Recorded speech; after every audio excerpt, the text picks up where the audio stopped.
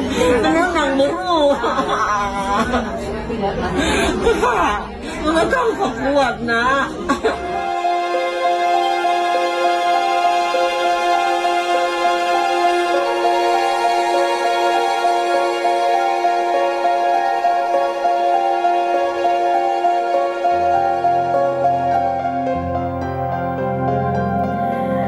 Ya, selamat siang pemirsa, saya Kak Rose. Di hari Senin ini kembali menemani Anda di acara Rumpi No Secret.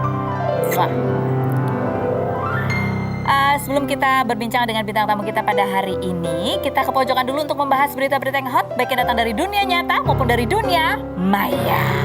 Oke. Dari dunia maya kita ke dunia hiburan dulu ya. Ini yang diposting oleh anaknya Iis Dahlia Devano. Ini Devano yang juga sedang terjun ke dunia tarik suara ya. Tetapi memang karena ibunya itu sering ada berita-berita yang kemudian mengundang komenan netizen, dia pun sering menjadi sasaran untuk dikomenin sama netizen, komen-komen yang buruk begitu ya. Dan Devano ini kemarin apa tadi sih mengunggah postingan dia tentang mental health. Ini panjang sekali ya. Dia bilang dia sudah mengalami berbagai hal yang membuat dia merasa drop, sedih, kemudian juga kadang-kadang juga gembira juga. And I used to really tired and depressed about myself. Kadang suka ngerasa pengen berhenti dan nilai diri sendiri lemah. And I hate the fact that I always cried when I saw people judging my life. Begitu ya. Jadi Devano bilang dia seringkali ngerasa depresi juga, sedih dan kadang menangis ketika membaca komentar-komentar orang yang menghakimi dirinya ataupun juga menghakimi keluarganya begitu ya. Dia bahkan share bagaimana perjalanan dia untuk menguatkan dirinya secara mental begitu ya. Ada banyak hal yang dilakukan, mencari kata-kata afirmasi yang positif begitu ya, berdoa. Dan kemudian dia juga posting, dia bilang keluargaku seperti ranting pohon, kita semua tumbuh ke arah yang berbeda namun tetap satu pada akarnya. Keluargaku berakar pada kasih sayang gitu ya. Nah, karena postingan ini kan dia curhat cerita apa yang dialami. Ini kan dia masih belasan tahun begitu ya. Itu masih di usia puber, masih di usia pencarian jati diri tanpa ada masalah yang serius pun. Mereka biasanya juga memang ya ada yang bergejolak karena perubahan hormon dan lain sebagainya. Apalagi ketika masuk ke dunia hiburan, di dunia media sosial banyak menjadi sorotan. Karena itu mental health kemudian yang Devano share begitu di Instagramnya. Nah, kemudian ini mengundang lagi banyak komentar netizen. Salah satunya dari seseorang ini ya, yang komenannya dibikin story sama Devano dan dijawab. Dia bilang gini, komennya bunyinya gini, punya orang tua diajar udah kasar ya, asal ya oke gitu. Bacanya aja malas. Pokoknya dia ngata-ngatain orang tuanya Devano gitu, Iis maksudnya. Terus supaya Devano ngajarin orang tuanya dan dia bilang bahwa satu negeri itu kayaknya nggak ada yang suka sama ibunya Devano begitu. Dan kemudian Devano jawab di sini ya, saya nggak pernah ikut campur soal kerjaan beliau. Jangan tanya ke saya kalau saya pernah atau nggak kasih tahu. Jelas pernah karena saya anaknya dan pastinya saya juga mau yang terbaik. Namun memang jalurnya sudah beda, masing-masing punya keinginan yang berbeda antara saya dan ibu saya. Dan saya bersyukur bisa membuat keputusan dan keinginan yang berbeda untuk menjadi sukses. Dia bilang gitu. Kalau jangan tanya juga saya capek atau enggak. Saya kira kamu udah tahu jawabannya begitu ya. Ini dan postingan orang ini dan jawaban Devano ini kemudian menuai komentar orang lagi begitu ya, karena memang cukup keras dan kasar gitu komentar itu ya. Ditulis komentar netizen, dia kayaknya malu atas kelakuan emaknya, mungkin sih jangan bully aku gitu. Ini komentar netizen komen aja bilang jangan dibully aku ya kan, nggak ada orang yang mau dibully ya. Iya nggak ada gitu ya, even netizen juga nggak ada yang mau dibully. Coba kita lihat, pindah negara aja Devano. Kalau pindah negara, kalau Instagram yang follow juga hatersnya sama aja. Lagi berikutnya, ngeladenin netizen yang komennya belin seolah tahu segalanya tentang keluarga yang jelas-jelas lo nggak tahu dia siapa tapi sok tahu banget, emang bisa nguras emosi katanya. Sabar ya begitu. Ya kasihan, kalau menurut aku ya emang kalau sebel sama ibunya, coba deh komennya di ibunya aja, berani nggak? Ya karena ibunya kan emang lebih galak. Kenapa komennya beraninya sama anak kecil ini gitu ya? Nih kalau mau komen di Instagramnya Iis ya, Iis baru posting, dia posting nih sama ini di Instastory ya, Instastory nih. ini gaya apa ya dek, katanya gitu nih. Devano kalau dia tapi anak-anak zaman sekarang suka gitu. Kalau anakku juga gitu, kalau foto sama aku suka ditutup-tutupin mukanya gitu ya, ditutupin rambut apa segala macam, ya khas lah anak-anak zaman sekarang gitu. Ini satu cerita dari keluarga Iis, Dahlia dan Devano begitu ya. Dan berikut kami akan ajak Anda untuk berbincang-bincang dengan beberapa orang ya. Salah satunya adalah Mbak Novi. Mbak Novi ini dikenal sebagai aktivis sosial yang mengurus mengenai orang dengan gangguan jiwa begitu. Tapi dulunya sebelum terjun ke dunia sosial, beliau ini adalah pramugari Sriwijaya Air selama 8 tahun. Dan beliau ini juga cukup bersedih dan masih menunggu kabar rekan-rekannya.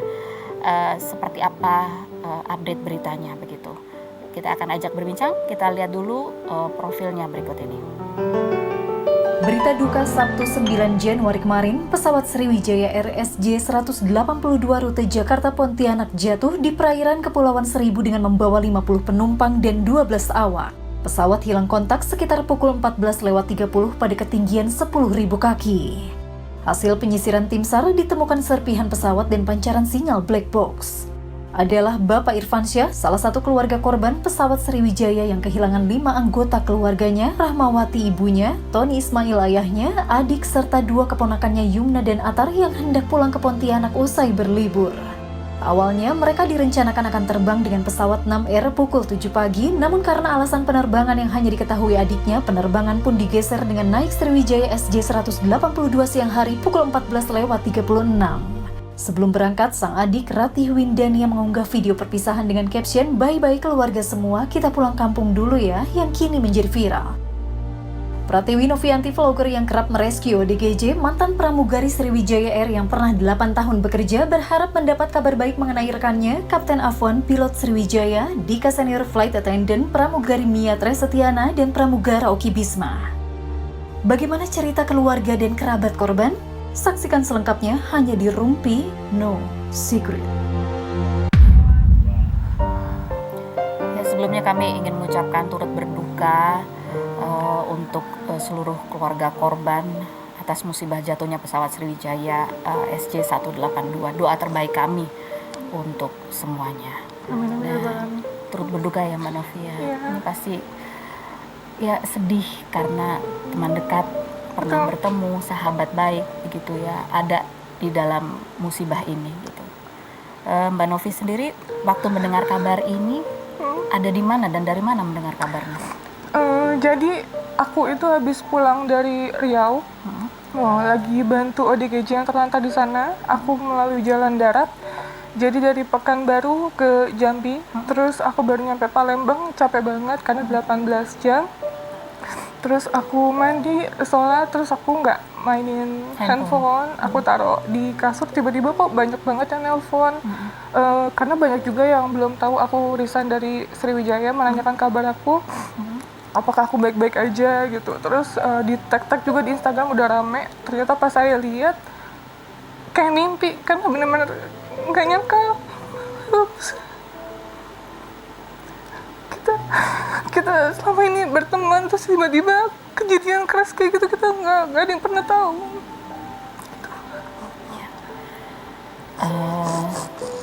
Ya.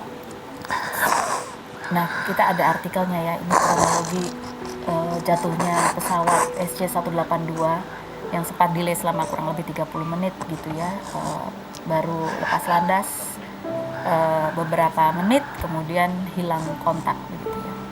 Ini kamu pasti membaca berita itu juga perasaan campur aduk ya mengenai kronologi seperti apa jatuhnya pesawat begitu. Iya, aku sampai nggak bisa tidur sampai jam 3 pagi. Aku ngeliatin mantau sampai mana gitu, dan masih berharap kalau mereka baik-baik aja, dia survive untuk bertahan hidup, itu aja harapan. Masih ada harapan. Masih ada harapan. Kamu sebagai mantan awak pesawat gitu ya, kamu bisa melihat apa sehingga kamu masih punya harapan dari update berita? Aku berharap mereka baik-baik aja, karena pertama slide-nya itu udah kebuka. Jadi aku mikir pintunya itu sudah bisa terbuka dan mereka bisa secepat mungkin untuk keluar. Aku berharap seperti itu. Jadi slide itu yang seperti perosotan itu ya, seperti perosotan pada saat pendaratan di air. Betul. Oke. Jadi ada harapan sempat terbuka, sempat ada yang meluncur begitu. Iya, saya berharapnya seperti itu, tapi kita nggak tahu Allah berencana apa. Karena ini sudah hari ketiga begitu ya. Iya, hari ketiga. Nah ini juga postingan kamu, ini adalah rekan-rekan kerja kamu gitu ya. Ada Kapten Pilot Kapten Afwan, ini co-pilotnya ya, Mas Diego, Mas Dika. Ini sahabat kamu ya Mas Dika ya? Ya, Mas Dika, dia paling senior. Paling senior. Ada Mas Oki, ada Mia, dan ada Nagita. Mbak Gita. Apa yang kamu kan sempat posting ini, sempat mengingat seperti apa mereka gitu pada saat bertemu dengan kamu? Kalau Captain Afwan, beliau sangat-sangat baik banget, bersahaja, dan aku selalu ingat waktu aku mau notice, mau resign, aku sempat ketemu dia. Terus dia tahu kalau dia menyebut aku YouTuber. Dia cuma bilang baik itu pilihan, tetapi ibadah itu kewajiban. Jadi dia minta untuk nggak lupa sholat 5 waktu, itu aja. Dia karena sering banget mengingatkan Kevin untuk tetap sholat apapun itu keadaannya. Itu jadi benar-benar nggak nyangka banget. Dan ada juga beberapa yang bercerita melalui sosial media bahwa Kapten Afwan ini begitu mendarat sering cepat-cepat untuk menjalankan Iya benar. Jadi dia setiap transit dia seberusaha mungkin, wajib untuk sholatnya di musola gitu.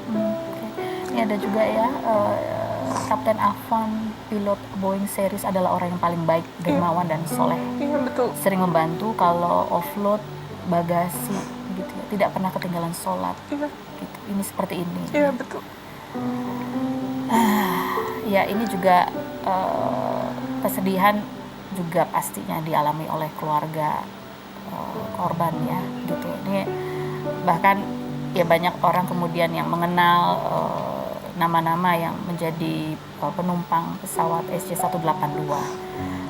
Ini ada salah satu instastory dari penumpang gitu ya, Mbak Ratih ya, yang kebetulan ini juga berteman dengan atau kenal dengan Arie Untung ya begitu ya. Kita lihat ini sedih ya melihat ini apa sih istilahnya, dokumentasi terakhir sebelum kejadian. Kita lihat yang ini.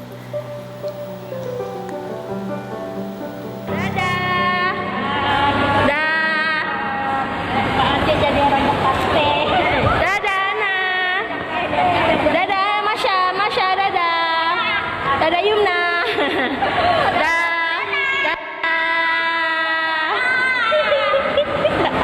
Padahal mau pulang kan. Dadah semuanya. Dadah semuanya. Dadah, berarti kita berdua. Iya.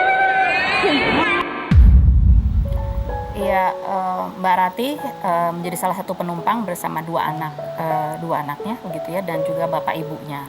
Dan sekarang kita mencoba berbincang dengan kakaknya Mbak Ratih, yaitu Mas Irfan Syah.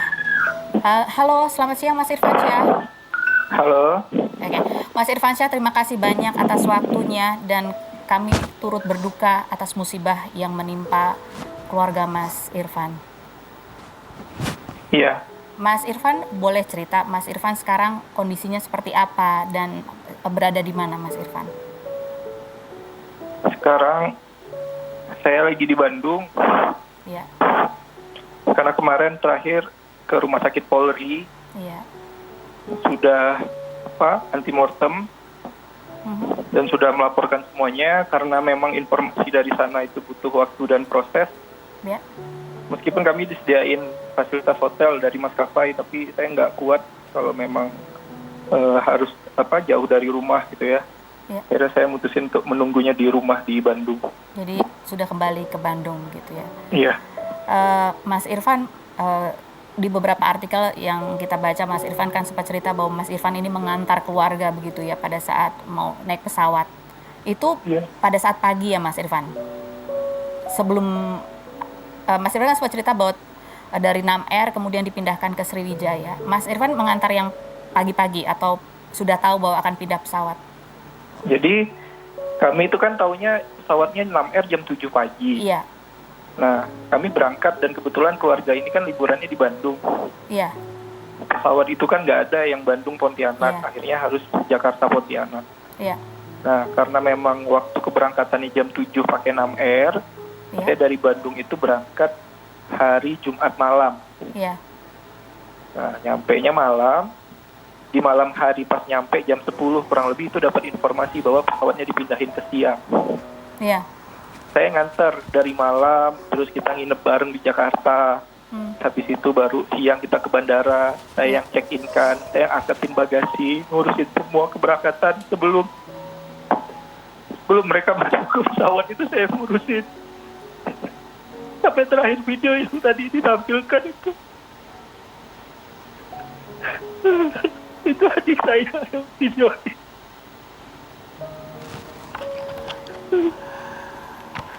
Itu terakhir kita ketemu. Dan Mas Irfan, Iya. mohon maaf pasti tidak mudah Mas Irfan untuk menceritakan kembali kejadian ini. Apa yang saat ini sedang disiapkan Mas Irfan, masih menunggu berita ataukah berita nanti akan bagaimana Mas Irfan nanti akan mengupdate beritanya? Apakah ada yang akan menghubungi Mas Irfan? Nah, kan kebetulan kita nomor telepon sudah disimpan di Rumah Sakit Polri dan memang informasi dari sana kami sekarang hanya bisa menunggu kalau sudah ada informasi terkait dengan identifikasi korban. Nah, insya Allah katanya kami akan dihubungi. Ya, kami berharap meskipun sudah sangat kecil gitu ya, mudah-mudahan ada mukjizat, ada korban yang selamat. Ya meskipun nggak selamat, ya mudah-mudahan ditemukan jasadnya. Karena itulah menjadi mungkin terakhir kami bisa melihat mereka. Gitu. Okay. Mas Irfan, ini kan suaminya Mbak Rati juga menunggu di Pontianak begitu ya? Iya. Seperti apa kondisinya saat ini juga begitu? Apakah masih ada komunikasi juga? Ya, jadi kan ini kebetulan ada 5 ya keluarga kami yang ada di pesawat Sriwijaya Air. Ibu saya, bapak saya, adik saya, terus anaknya adik saya, terus yang terakhir itu keponakan. Nah, saya sama suaminya adik saya ini akhirnya kita saling menguatkan. Dan memang informasi pertama kali saya dapatkan tuh dari dia gitu, bahwa pesawat ini hilang kontak dari radar. Yeah. Tapi sempat saya sangkal ya mungkin error atau apa, yang enggak lah, kayaknya enggak deh, insya Allah nyampe, sabar gitu. Tapi ternyata ya itu benar semua gitu. Sekarang ya kondisinya kita sama-sama saling menguatkan, dan dia sekarang yang lagi nunggu di rumah saya di Pontianak, rumah orang tua saya. Okay. Mas Irfan juga sempat bercerita bahwa ada banyak kejadian, tadi sempat video itu mengingatkan kembali saat-saat terakhir bertemu begitu ya. Tapi sempat ada cerita bahwa ayah Mas Irfan juga sempat bertanya sesuatu yang belum pernah ditanyakan ke Mas Irfan sebelumnya. Iya, jadi kan orang tua saya itu memang beliau itu kalau dengar suara azan itu langsung cari masjid atau cari musola atau apapun gitu ya, dia langsung segera untuk menunaikan sholat. Nah, jadi beliau tuh hampir nggak pernah mau menggabungkan sholatnya, tidak mau menjamak, meskipun dalam kondisi lagi safar atau perjalanan. Tiba-tiba pas kita lagi nunggu, kan kebetulan saya ngurusin check-in ya, terus barang sudah masuk semua. Nah, adik saya itu kan lagi hamil, Mbak, hamil 5 bulan. Surat keterangan dokternya habis, waktunya tuh habis gitu, jadi harus periksa lagi ke dokter yang ada di bandara. Nah, karena adik saya lagi ke dokter yang di bandara, saya keluar menemui orang tua saya, duduklah bareng mereka. Tiba-tiba ayah saya nyamperin, bertanya, "Pak, Bapak boleh nggak ya Pak jamak sholat zuhur sama asar?" Ya saya jawab, "Boleh Pak, kan Bapak lagi safar. Kan Bapak nggak tahu nyampe Pontianaknya jam berapa. Atau Bapak mungkin mau kemana dulu." Saya tuh bilang gitu loh jawabnya. Ternyata ya Allah, itu mungkin firasat ya. Ya Allah kasih tanda sebelum Bapaknya terbang. Begitu, Mbak. Mas Irfan, apa yang bisa Mas Irfan sampaikan kepada kita semua dari kejadian yang Mas Irfan alami? Tidak pernah menyangka gitu ya, ada musibah yang menimpa seluruh keluarga Mas Irfan begitu. Mungkin sesuatu yang kita kadang-kadang suka lupa, lalai lakukan karena kita tidak tahu begitu apa yang akan terjadi ke depannya terhadap kita semua? Yang saya rasakan dan saya lihat gitu ya, memang segala sesuatu itu sudah dalam ketentuan dan takdir Allah. Harusnya orang tua saya ini pulangnya tanggal 2, diundurlah ke tanggal 9. Harusnya hasil PCR-nya itu keluarnya bisa 2 hari gitu loh. Tapi keluarnya dalam tempo waktu yang sangat cepat dan semuanya negatif. Kemudian pesawatnya juga diundur dari jam 7 dipindahin ke jam 1.30. Saya melihat memang semua itu seperti sudah Allah atur, dan akhirnya seluruh keluarga saya naik ke pesawat itu. Dan qadarullah pesawat itu juga kecelakaan. Jadi yang mungkin bisa saya sampaikan, kalaulah memang sudah ajal, kalaulah memang sudah maut, ya kita tidak punya kuasa apapun. Bahkan tidak bisa dimundurkan sedikit pun atau dipercepat ataupun diperlambat. Jadi kalau sudah takdir Allah, kita hanya bisa tawakal dan menerima itu semua. Baik. Kurang lebih seperti itu, Mbak. Baik, Mas Irfan, terima kasih banyak atas waktunya, Sama-sama. atas kisah yang disampaikan. Walaupun kami yakin ini juga tidak mudah. Doa terbaik dari kami semua. Minta doanya. Terima kasih Mas Irfan. Selamat siang. Sama-sama, Mbak. Terima kasih. Ya itu ya. Ya ada banyak cerita dari kejadian ini begitu ya. Termasuk salah satunya adalah yang ada nih satu penumpang yang sempat memaksa untuk naik ke pesawat 6R yang akhirnya dipindahkan ke pesawat SJ182, tetapi tidak bisa begitu ya. Kemudian membagikan ceritanya bahwa memang ada sesuatu yang memang sudah menjadi suratan begitu ya. Kita akan kembali lagi, jangan kemana-mana, tetap di Rumpi.